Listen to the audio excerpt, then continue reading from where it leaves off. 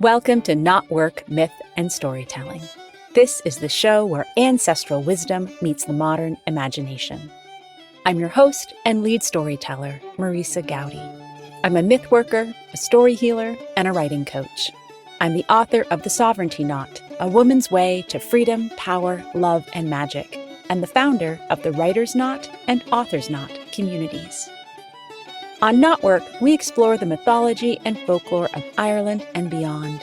Whether you're drawn to Celtic culture and the power of the landscape, or whether you just like a good story and expansive conversation, you're in the right place. Falcha. If you love what you hear and want to support the show, I'd be so grateful if you become a paid subscriber to my Myth is Medicine newsletter over on Substack. Look for the link at the top of the show notes or visit mythismedicine.substack.com. Season 6, Episode 38, A Winter's Gift with Erica O'Reilly. I'm so glad to welcome Erica back to the show. You know her as our storyteller in residence for this past year. Erica is an Irish-Canadian storyteller, spiritual counselor, and ordained minister whose work is rooted in the transformative power of story. Supported by the ancestral Irish traditions of the Mná Feasa, the wise women, the Mná Ghlùline, the soul midwives, and Mná Leigheas, the medicine women, as well as the Áes Dána, the people of the arts, she believes deeply in facilitating experiences where souls feel heard, seen, and held. She lives in the unceded territory of the Algonquin Anishinabeg Nation. She's also the creative visionary and founder of the Into the Circle Theatre. There, Erica weaves Irish culture, folklore, and mythology into contemporary storytelling that honors feminine wisdom as well as ancestral memory. During our conversation, you'll hear a lot about her creative endeavors over the last year, including her gorgeous newsletter and its accompanying podcast, Into the Circle with Erica O'Reilly, which you can find over on Substack. The link for that and all of her work will be included in the show notes. Erica is also an alum of the Author's Knot, that intimate 10-month online writing program that I started last year. This is the place where thought leaders, memoirists, novelists, and heart-led visionaries get together to work on that book or that other big project that wants to be birthed in the year to come. Erica and I spend some time talking about the process of sharing your work with others and what it's like to be in such an intimate container over the course of a year. And if you yourself are interested in having that sort of support and community to help you truly prioritize your work and commit to it, as well as have the compassionate support on how to improve your craft, then I would love for you to consider joining us in the new year. I'm running 2 small groups this coming year, and space is definitely limited. So if you're interested, I invite you to act soon. You can find all of the details over on my website, marisagowdy.com. The Author's Knot is the space where you can learn to strengthen your voice, clarify your message, deepen your craft, and truly commit to your creative work, all in service to bringing the fullness of your vision to life. Whether that's a book, or in the case of Erica, a gorgeous galaxy of creative endeavors, from oral storytelling to the written word to deep, heart-opening work that perhaps doesn't even have a name yet. Again, you can find all the details about the Author's Knot at marisagowdy.com. Without further ado, let's get to this week's story. I am so excited to welcome Erica back to the show. I've rather lost count of how many times we've had this brilliant woman, brilliant storyteller come to us on the show, but it is an abundance. And I am just so grateful to have our very last story of 2025 be with Erica. So, as is our way on the show, we will first ask the story to speak for itself, and then we will explore together all of its resonances. So, Erica, Falcha, welcome back. Tell us a story, would you? Today, I bring to you a story inspired by a wee soul who, at the beginning of Samhain, asked if I knew a story of An Chailleach, one that was maybe a little less scary. I loved this question and explained to them that while I didn't know one right now, I would ask for one.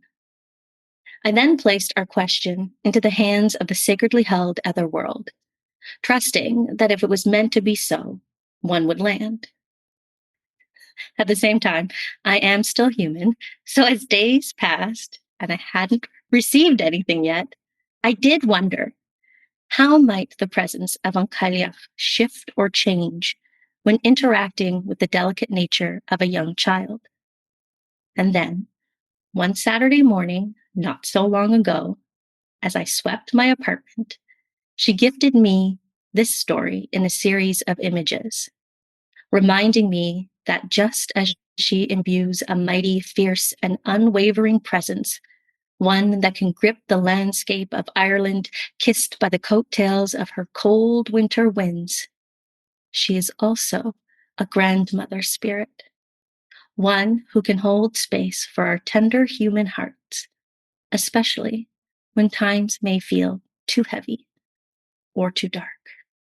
So with that, Rahamash et Horas Lehele, let's take a journey together.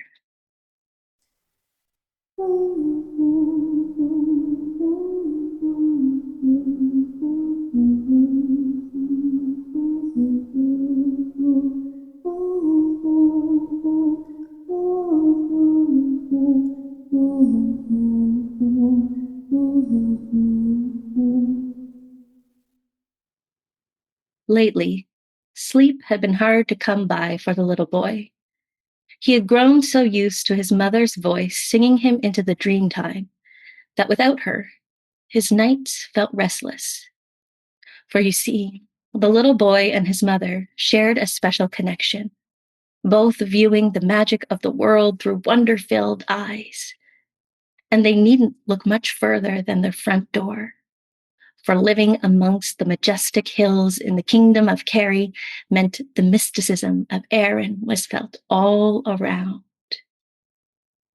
When the little boy wasn't at school, in the time before his mother fell ill, their days would be filled with adventures, following the familiar path to the top of the tallest hill in County Kerry. While gathering wildflowers and inspiration, the little boy's mother loved sharing stories of the wise and wild An Chailleach, said to roam those very hills. She said that even when the presence of Bridget, Anya, or Lou were felt amongst the warmer months, the presence of An Chailleach was always here. His mother described Mná Feasa, the sacred grandmother of Ireland, as sturdy and fierce. And she said An Chailleach was a dependable presence that could walk you through any challenging moment in your life. And that, while you may not always see her, you could always count on her return with the winter winds. Days and months would pass, and even though the little boy's mother was no longer physically with him, the magic spark of her presence was felt everywhere he looked. While he could no longer hear her voice or see her face, her otherworldly paintings still adorned every corner of their cottage. Even now, no easel had been moved, nor paintbrush was out of place. Now, the little boy was not all on his own. His father was doing the best he could to carry the weight of the household and child rearing, but he wasn't always there, for he too was struggling to navigate his grieving.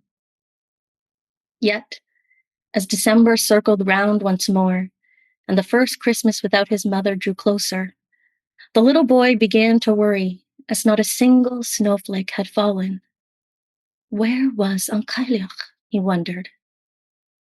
When winter break finally arrived, as soon as the sun would rise and his father was off to work, the little boy would spend his days following the familiar path to the top of the tallest hill in Kerry.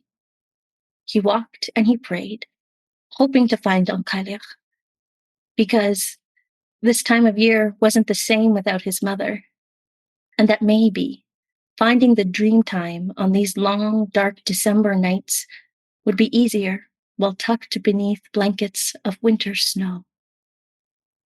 By the end of the 9th day, as he perched himself on the stone fence that stood by his family's home for generations. Even a moonlit sky adorned with twinkling stars couldn't lift the heaviness that had descended upon the little boy's heart. Tears tumbled down his soft, round cheeks, for it was Christmas Eve, but he never found An Chailleach. And now, even the top of the tallest hill in Kerry was without snow. And as that thought danced through his mind, the call of the crows broke through the silence of the night, followed by a gentle voice. "Dear boy, why do you carry such a heavy heart tonight?" As the little boy looked up, a bone-chilling wind swept through the valley as his eyes fell upon an old woman standing before him. She was bundled in layers of heavy wools, the hood of her mantle holding tidal waves of wintered white hair at bay, hair that curled in such a way, revealing only the edges of a kind smile and a single shimmering blue eye framed beneath deep lines of time. Though her body appeared bent and bowed, she stood steady with the help of a tall staff that rose high above her, trimmed with carved markings and swirling knots. And as she drew closer, the little boy watched as frost kissed the ground with her every step. When she settled on the stone fence beside the little boy, the crows fell silent, and all was still in the kingdom of Kerry once more. Though her presence was startling, the little boy wasn't afraid. Something about the old woman was comforting, and he was grateful to be in good company this evening, rather than on his own. "I miss my mother," he said. "This is our first Christmas without her, and my only wish is for a winter's snow. I'd hoped to find An Chailleach to share this with her, and that maybe she'd be able to take my winter's wish to my mother in heaven. Dear boy, I feel the weight of all that you carry, and I can promise you that even though you may no longer see her, your mother hears your every word and journeys with you at your every step, especially when you follow the familiar path to the top of the tallest hill in Kerry," said the old woman with a wink and a nod. How did she know of their walks? Thought the little boy in awe. "You know what I like to do sometimes when things feel heavy for me?" offered the old woman. "What's that?" replied the little boy. "Well, when I'm feeling alone, I look to the world around me, and I see the land and the animals, the birds and the trees, the stones and the sea, and I feel less alone because they keep me company. And when I'm feeling sad, perhaps missing someone who's no longer here with me, I look to the moon and the stars, because I like to imagine the glowing lights of Mná Feasa as open windows looking down from the heavens, ones where our ancestors and past loved ones can check in on us from above." "I like that," said the little boy. And as he looked up to the sky on that cold Christmas Eve night, he imagined the stars as windows into the heavens, and then quietly placed a prayer in the ethers for his mother, sharing how much he loved and missed her, and explaining that he didn't need any presents this year, but rather a sign from her in heaven that An Chailleach was near.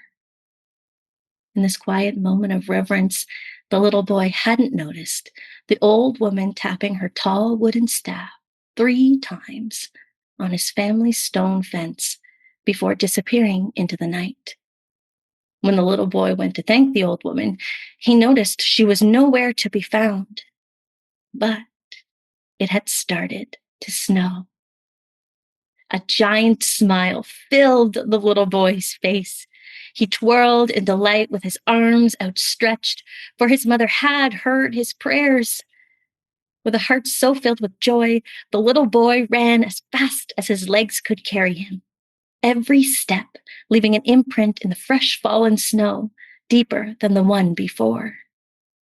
When he neared his family's home, his father swung open the front door, relief washing over his tired face at the sight of his son. When within arm's reach, the father scooped up his little boy. Navigating life without his wife was already difficult, but to do so without his son, the greatest gift she'd ever given him, would have been unimaginable. In this quiet moment, as the snow fell around them, the father held his son a little bit longer and a little bit tighter than ever before. "There's something inside for you," whispered the father. "For me?" said the little boy. His father was not one to cry, but the little boy noticed tears glistening in the grown man's eyes as his father nodded his head yes. So, crossing the threshold into their home together, the little boy then saw a square present wrapped in silvery blue paper and sprinkled with snowflakes waiting at his dinner seat. Slowly walking over to his chair, the little boy carefully lifted the gift and gently placed it on the kitchen table. He hesitated to open the beautifully wrapped present as he tenderly traced silvery snowflakes with the tip of his finger. "It's okay, son. Take your time, whenever you're ready." With his father's blessing, the little boy delicately lifted the triangular edges of the gift wrapping and softly placed a single sheet of blue and silver paper on the floor beside him. Recognizing the face gazing back at him, the little boy began to cry once more. In his hands, he held his mother's final painting, a snow-covered scene of a wise old woman perched upon their family's stone fence. She was bundled in layers of winter wools, with the hood of her mantle holding tidal waves of wintered white hair at bay. The little boy also noticed how her hair curled in such a way, revealing only the edges of a kind smile and a single shimmering blue eye framed beneath deep lines of time. He recognized how her body appeared bent and bowed, but that she stood steady with the help of a tall wooden staff that rose high above her, trimmed with carved markings and swirling knots. And he even noticed how frost adorned the meeting place of the earth and the old woman's feet. It was the same old woman he had spoken with only moments ago. How could his mother have known? He wondered. Slowly, the little boy looked to the back of the canvas, where a message was left in his mother's handwriting that read, "An Chailleach, a winter's gift for my son. May you know that even when you can't see us, you are never walking alone. Eternally, all my love, Mom." That Christmas evening, the snow fell in record levels over the kingdom of Kerry. And as the little boy drifted into his dreams, he could have sworn the winter wind carried his mother's song softly down from the heavens, a final gift just for him.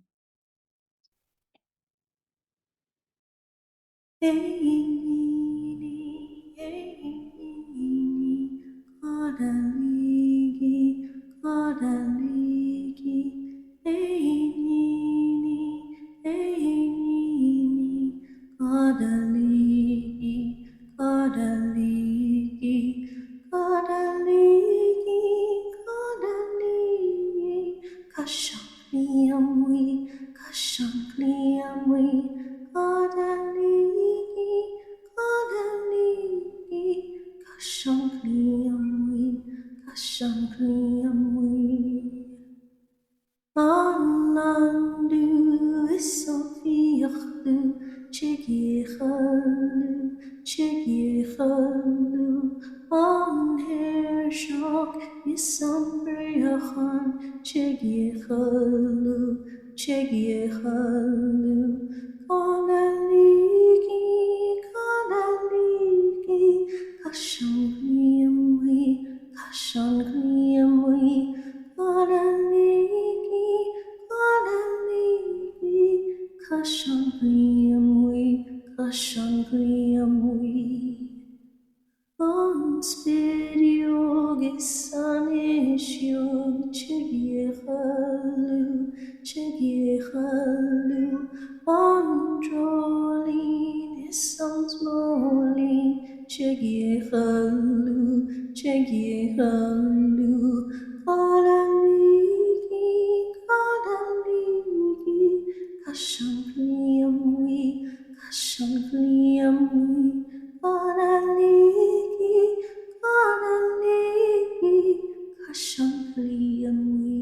Kashankliamwi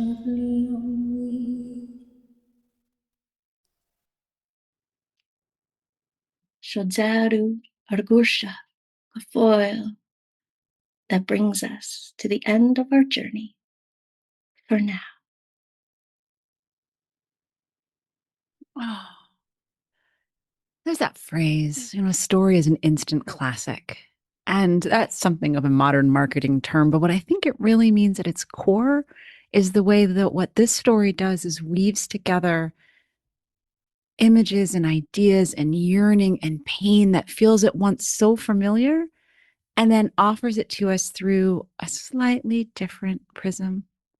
And I just love the way this time of year enables us to tell stories like this one. Mm-hmm. Mm-hmm. Thank you. My pleasure. My pleasure. And it hits hard. Like, this is a story of loss, of grief, of pain, of loneliness, of wandering that hill with your most beloved and then wandering alone and then not being alone. I mean, it takes us through the entire course of the human journey, which at once in some ways it's so deeply remarkable, but hard to remark upon it because it's just saying, well, such is the most difficult and beautiful parts of being human. Mm-hmm. So thank you for putting it in story form and giving her gorgeous white hair and a single blue eye and so much blessed snow. Of course. So I'd love to start maybe with the hardest question of what is the experience of telling this story for you? How does it feel as it comes through you? This story is one that has offered me the invitation on an even deeper level that stories that arrive to be told are just as much medicine for the teller as they are for the people who receive them. Yeah. And how the stories can have a deeply personal connection. And I feel that the beauty of myth, the beauty of folklore, is that they can be incredible supports for navigating our personal experiences. Because I like when I asked the question, because I didn't have this idea for the story. Yeah. And it was just this wonderful, sweet soul who asked me a question.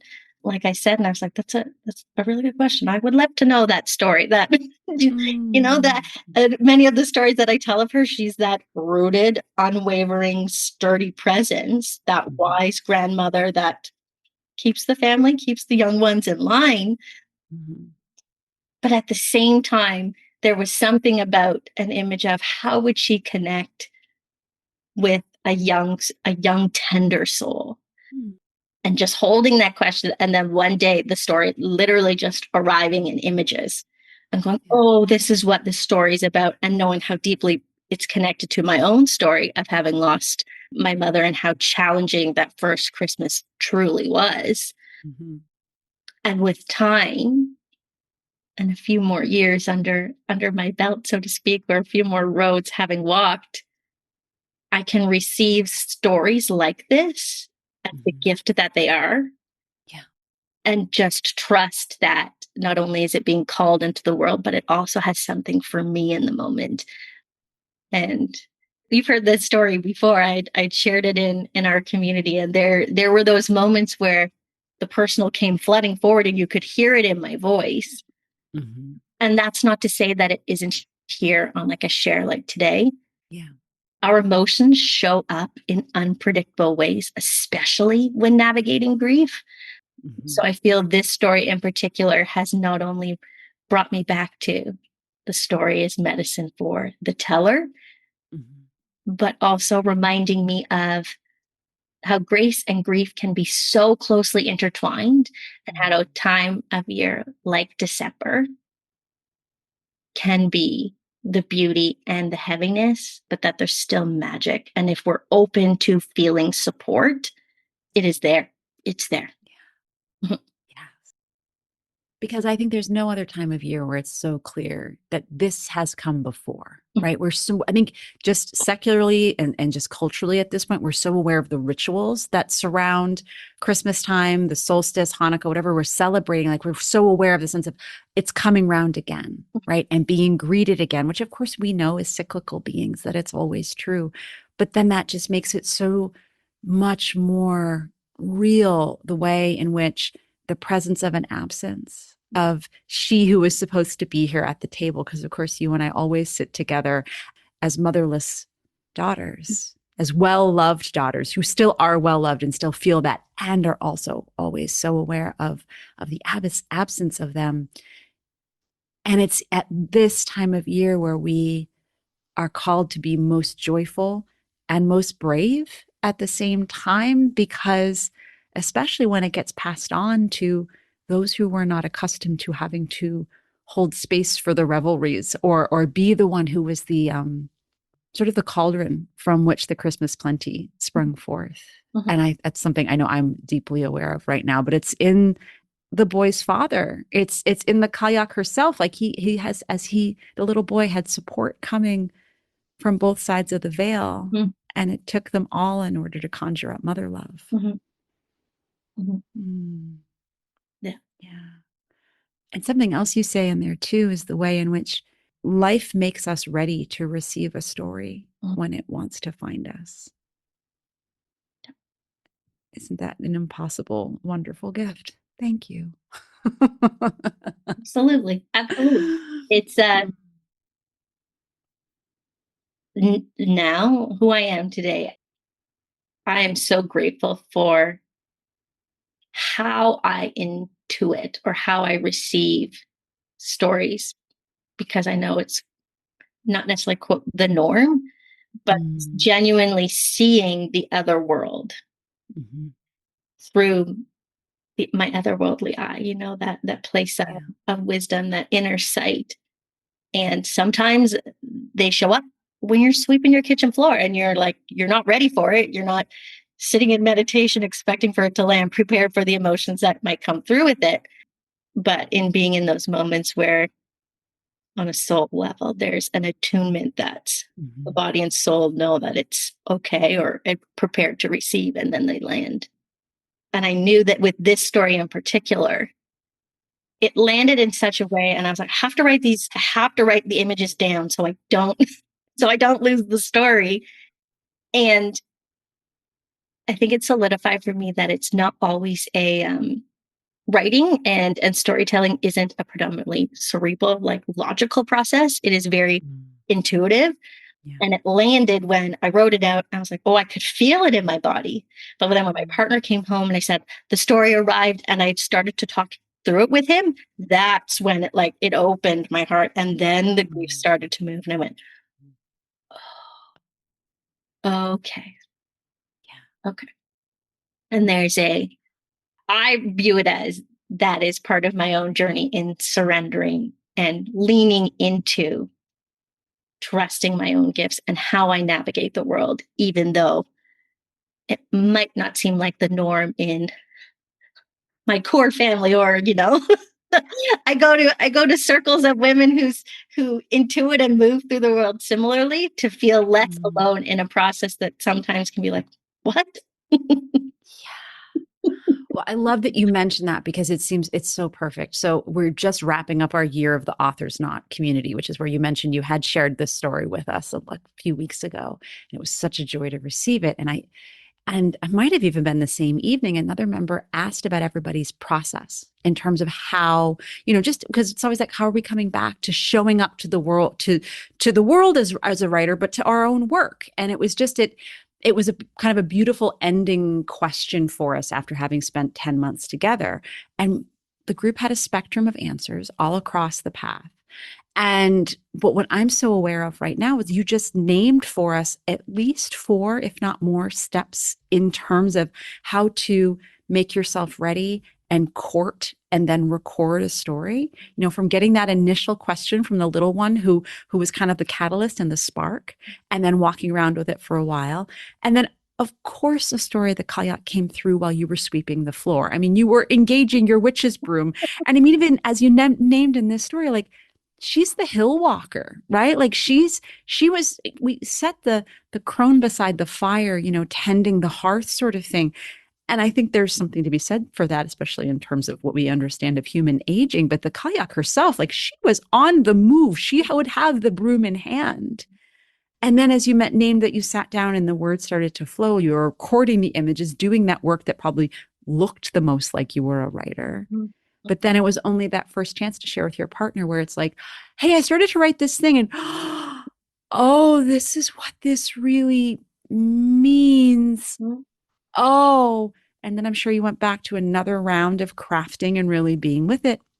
And then as you named, telling it to us the first time where it was more raw. It was still beautiful and it was ready for an audience, but it still had that spark of newness, I guess, mm-hmm. like the fresh snow that no one has stepped in yet. Mm-hmm. And then what you've offered us today is a little bit of that.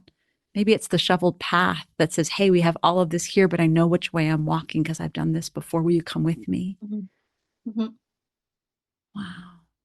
Thank you. Thank you. Mm. So what do you do after a story like this is out in the world? You and I have talked a fair bit about the power of repetition with stories and how we're trying to kind of call that art back in. But where do you, and because I often sit with this question myself. Once you've told a story, maybe once or twice, it has its season. Mm-hmm. And of course, we're recording this on December 12th. We've still got a good stretch of time between us and solstice and Christmas. Mm-hmm. How will you carry this story with you for a while, do you think? Do you have a sense? It definitely feels like it will be a story that will be very present for me through the rest of Samhain season into Imbolc. Mm. And for me, the stories, when they found their way onto the page and then found their way through my voice, they feel like little treasures, like little tinctures of medicine or balms that are there for me to lean into, but also they'll be called forward when an opportunity arises, whether it's retelling it in, a live storytelling gathering, whether it's, re-releasing it in my own podcast with certain, whether it's like a seasonal release or just, I think it always comes back to me just trusting the spirit of the stories because they never feel like mine, like I own them. They're a part of me, and when they're called forward, I'll know. And I think that's the beauty of it, and that's often how stories stay with me after, kind of having a beautiful bundle of healing stones, or like I said, little tinctures or little blue bottles kind of ready. Yes. Whether it be seasonal medicine or specific intentions of gatherings, it's they're always there. They're always there. And that feels like a specific art that has to get practiced and if not perfected, but just something you have to be consciously engaged with as years go by of starting to build up your own, storyteller's archive in terms of how those relationships get tended. Because I know I'm becoming more and more aware of that. It's like, especially when we're public creatives and we're offering things out into the world, there's a whole beautiful constellation of people that we're trying to stay connected to, who we know that they've been touched by a story, and we don't know all the ways they may carry our own words with them. Mhm. But then there's also that sense of how we stay in relationship with the stories that we've told. And again, as you say, without that sense of ownership necessarily, but in a way, like we're their, whether we're their midwives or wherever it is that we could name ourselves as part of the vessels that brought them through. It's an interesting bit of work Mhm. to stay in relationship and to breathe life into them and to know we're going to forget some of them every now and again. They're going to come up and surprise us, perhaps. But I'm just curious how you hold that and what you're learning, as you mentioned, the years that come, under your belt or over time. What are you learning of that?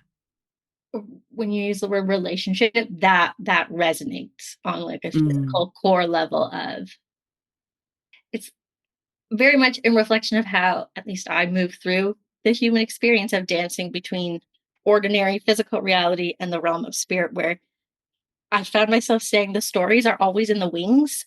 Do you know what I mean? yeah. Like they're always present with me as I lean into my theater nerd, my theater background. Like they're always there.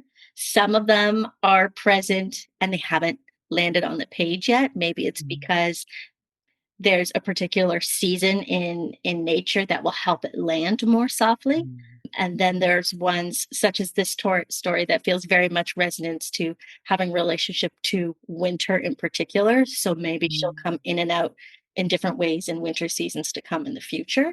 And then there's stories that have such a presence mm. that they land and I can feel when they're circling back around. I can feel Sheila in the wings. Yeah. And Sheila's like just waiting for her time, for in Vulcan spring to come around so that she can land once more. Mm, So while they might not always be told, the relationship for me as an artist and a teller, and one that is so grateful for and in reverence to my connection to the other world of spirit is. And it's so interesting that this is landing now, but for me to articulate, I don't always have to be doing to tend to the mm, relationship. mm, That it doesn't always have to be an action forward, or especially in today's day and age of recording and content out, content out, content out, but more mhm, being grateful of the stories that have landed, of the great mothers who are very much in the wings with me, and then being open to the process of as they arise. mm. Yeah. And that sense of remembering that even as we create, we are held by that which we've created, right? And I think that becomes such the gift of the years of building things. But just anytime we decide to say, I had a bit of inspiration, and so I put it on paper. Mhm. And every time, or even, I told a story out loud and I bothered to go back and repeat it and to visit it, like, I mean, my goodness, my neighbors now know, at least when they see me coming and they see my lips moving, they're like, is she on the phone or is she practicing a story? And it's great because the local dog walkers now understand. There goes Marisa talking to herself. She's, there it is.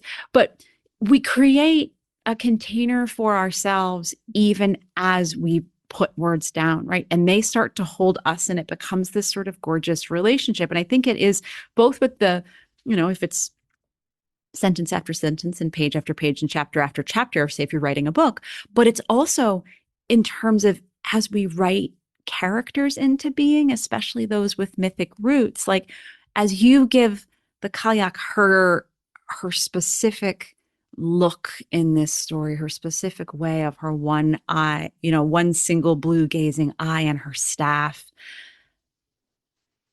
I could feel the way as she emerged for you, as you described her more fully, it just kept strengthening and strengthening until the two of you were just absolutely walking beside each other and walking that little boy home.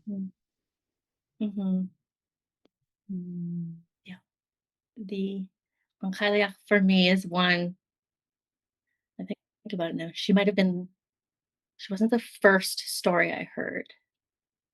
I think the very first Irish story I heard was the tale of Mish.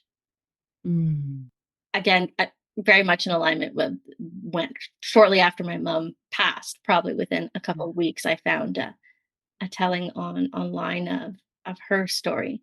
But there was something about An Chailleach who arrived shortly after in my awareness of when I was in my early days of asking the question of the stories of my bones and them arriving. Mm.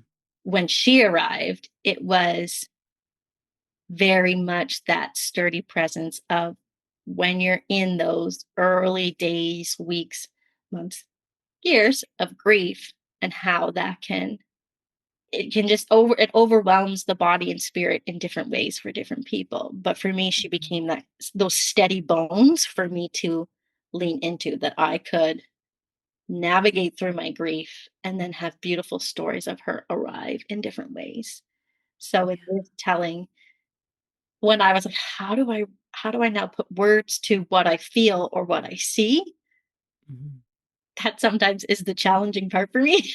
Because I'm like, I can feel it, and if only Yeah. people could see through my eyes, the so that's why that's more of the, cerebral process for me, the actual writing of the words to create the images and hope Mm. I'm honoring how the story has shown up, and at the same time, I feel that's why I've really leaned into sharing stories in, like, a podcast format and playing with sound design Yeah.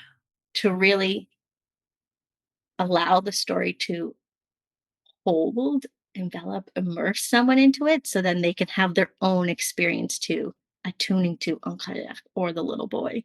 I think Yeah. that's a very magical aspect of myth work and walking between the worlds of stories of the past and our stories today. Yeah.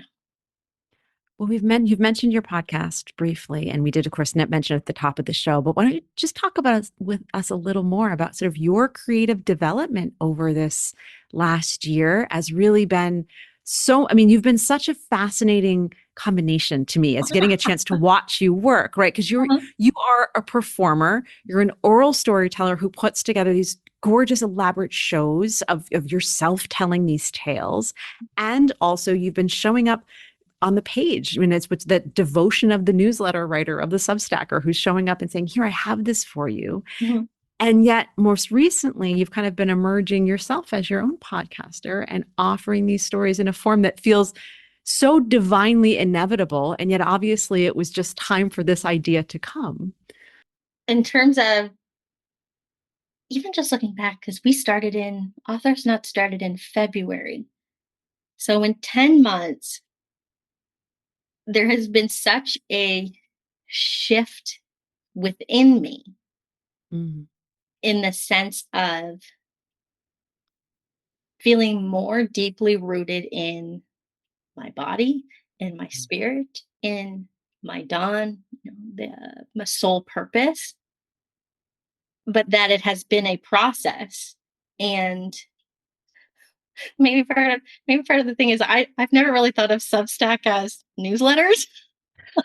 I've always just approached it as, oh, I'm just going to put some of my creative musings or wonderings or pieces on the page, at least for that first year, mm. to share some of my experience as a creative or spirits of stories as they show up in little bits and pieces. But I've never approached it as like a newsletter. And then this year, as time went on, because the author's not held space for the larger, like full length live performance that I'm working on for Mhm. 2027. But then these smaller stories arrived along the way. And it has been a beautiful, kind of tender, well, I don't know when you have a necklace kind of all knotted up from the back of your drawer and you just kind of have to Yeah. tenderly tend to the pieces to unwind it. Mhm. That's what it's felt like, where the container of the author's not invited consistency to the best of my ability, Mm. like having to show up on the page some shape or form, or having something ready to share for the group. So it was accountability, but then I was using my voice even more.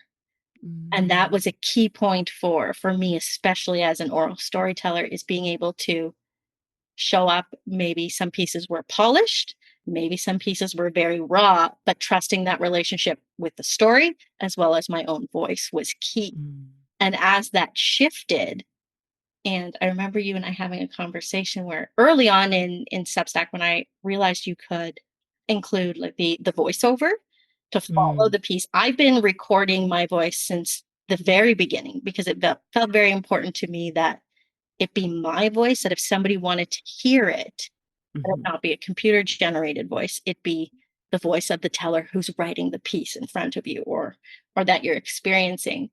So I returned from a beautiful experience in County Kerry this summer, mhm, and we had a conversation and kind of navigating how do I show up in the world or show up virtually in the way I'm being called currently, in a way that's most in alignment. And I remember thinking, wait, if I'm already recording these pieces that I'm writing, why wouldn't I then play with just allowing the stories to have their own space? And mhm, this opportunity to share stories through not work reminded me, or kind of again leaned into that theater design, theater nerd of playing with sound. So mhm, if I know I'm putting something out through the wonderful ethers of the internet, it opens a whole new sense of offering stories that can be even more immersive if I'm open to mhm, playing. And as soon as that opportunity for play came in, I'm like, oh, if I don't have a show to put on in front of you right now, I can create a beautiful sacred space to hold the spirits of these stories. And mhm. hopefully, when somebody tunes in, that experience of the spirit of the story is there, because I think there's an element of more aliveness and spirit when you have the soundscapes of just stories recorded, and it leaves more room for play and trusting the spirit of the story to do their work for whomever's listening. Oh, we never know what we're gonna explore when you and I sit down together. We know the story, and we never know where the conversation's gonna go. But I'm just so grateful to be able to sit down with you, and because you are such a multidimensional creative being who comes to your own sacred storytelling work from so many different angles. And in the process, I mean, because in the conversations you and I have had over the years, we know that it's always about the everything of, the deep spiritual transmission that comes through when someone says, you must tell my story, when they kind of tug at our cloaks and say, you have to do it too, all the way up to and including like, so Substack as a newsletter and podcasting platform is also part of who we are in our modern creative lives, because it starts to become all these interweavings of, whether the medium is the message and when it's bigger than the medium and when it's just these different ways of saying, oh, I've seen all of these different creative possibilities arrayed before me, but now I'm seeing them through what if I offer it with this combination Mhm. of, which buttons I'm pressing, but also in terms of which intentions I'm offering up as I give forth this story, this way of looking at this particular season. I mean, even to the conversations you and I have had about, oh, okay, well, some of your stories are going to be released in two different places, Mhm. your podcast and mine. And it becomes instead this kind of sense of like, yes, please more. Like you think about it, you're creating a beautiful tapestry and you've got the threads going in two different directions. I don't know which is the warp and which is the weft, but what are you going to say? Oh no, I already have blue in the warp. I couldn't possibly have it in the weft. Like we need to have them in these different forms, approaches, vessels in order to greet people, but also in order to honor the stories themselves, because they are bigger than a single recording, a single transmission, because they're entities unto themselves, not just a piece of content that's going to go out on X date in December, Exactly. right? Exactly. And I think it circles back to one of your earlier questions of what happens after the story touches the page or Mm-hmm. spoken into spoken into the world. And with all the complexities of modernity and the internet, I feel like it has been such a gift for me in this year, Mm-hmm. being able to explore my creativity in various ways, being able to connect in community with other creatives through the vehicle of, you holding space through the authors, not through Zoom, and feeling a Mm-hmm. connection to community. But with the stories specifically, it allows the stories to just find a place in the world. Mhm. And it's again, it's out of my hands, and that it's there for somebody to experience when it's called to them. And I think having tincture-sized stories for the soul is a beautiful way to honor the stories who have landed and that want to be recorded, so that if and when somebody else needs to hear them, Mhm. they can be found. Yeah. And contained in that too, I want to just name that sense of honoring your own integrity as a storyteller. I think, and we've sort of touched on this before, but the way in which we're sort of forcing ourselves through the modern media machine to continue to produce and not giving ourselves the time that we necessarily need to linger and to repeat ourselves and to say it multiple times and to know that actually it came through with a different transmission or a different emphasis. And that this isn't necessarily to say that, every rehearsal take should be released out into the world, that everyone should, we should gather an audience around. Like, there is something to be said for the fact that you rehearse before you open the house and welcome people in. But not every show is for one night only. And what if it's okay that it not more than okay, that it is captured as an essence? And I guess that maybe that's it there too. If we trust the essence and truth of a story, and we know that the way you're telling it on this bright Friday afternoon is different than the time you told it on a cold and dark Monday evening, that those different tellings in those different times have their own transmission and will be received as they need to be, because some days people will hear this story and they will be the little boy. And other times they will be the father who just wishes he was doing a better job. Other times they will be the mother afraid for what's going to happen after she can't hold everybody together. And other times they'll be the Cailleach herself out there walking the hills and asking the snows to fall. Oh, Erica, thank you so much for bringing us this story today. Are there any last thoughts, either from the images from the story itself or somewhere else in your creative cauldron you'd like to leave us with? It feels as though, as you were sharing just now, it was this image of, as an artist, as a storyteller, as an Irish Canadian storyteller, and a daughter of the Irish diaspora, a daughter of Ireland who just lives across the sea. I am so grateful today to be in the place that I am, to be able to not only feel held by the great mothers of Ireland and her landscapes and her stories and her songs, that I guess my artistic intention moving forward, especially as we sit kind of at that threshold of a calendar new year, so to speak. My body feels very much in the new year of Samhain. Yeah. So to speak forward, my dawn or my artistic intention at this point is stories land with me or feel like a gift given to me. And because of how deeply related they are to the spirit and the landscape of my own bones, I couldn't imagine doing anything else other than being grateful in the moment and spending time with that spirit of the story, and then turning around and offering it to the world in service of hopefully somebody else finding a story, finding a connection with An Chailleach when it's needed most, so that they too can feel the incredible otherworldly support that is there, especially when we're tender human hearts.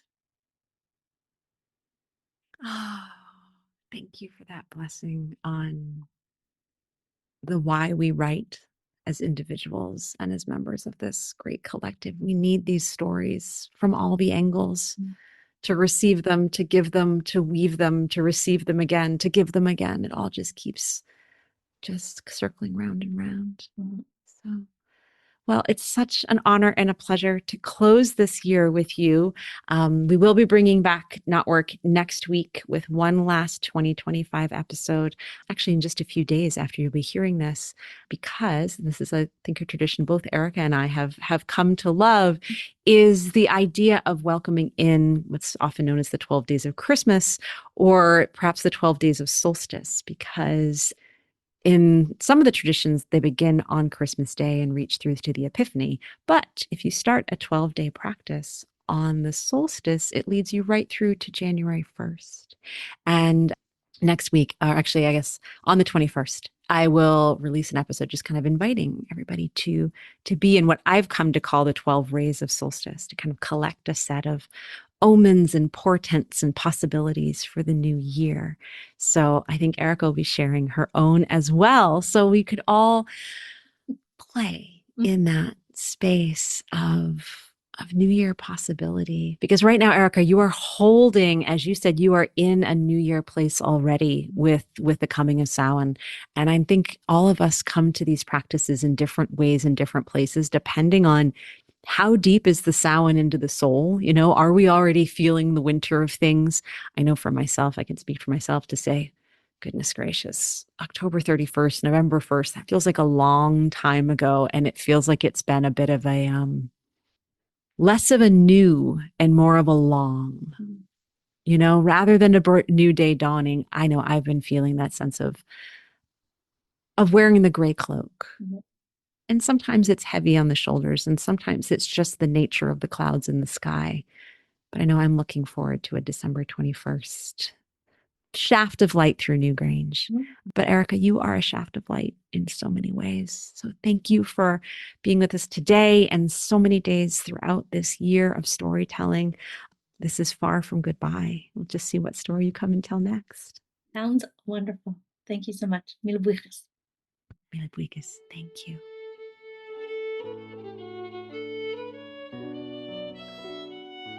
Thank you for tuning in to Not Work, Myth, and Storytelling. Please subscribe and review the show on your favorite podcast platform, and do share this episode with other lovers of mythology and story. By the way, everyone is a lover of mythology and story, even if they've forgotten. Creating this show is a labor of love, and your support will help me continue to craft and share stories throughout this season and beyond. Please consider becoming a paid subscriber to my newsletter, Myth is Medicine, over on Substack, where you'll find new writing and conversations each week.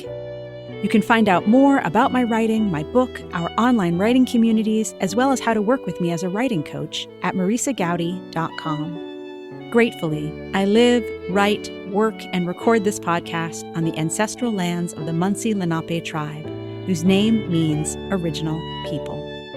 Music on this show is performed by Beth Sweeney and Billy Hardy.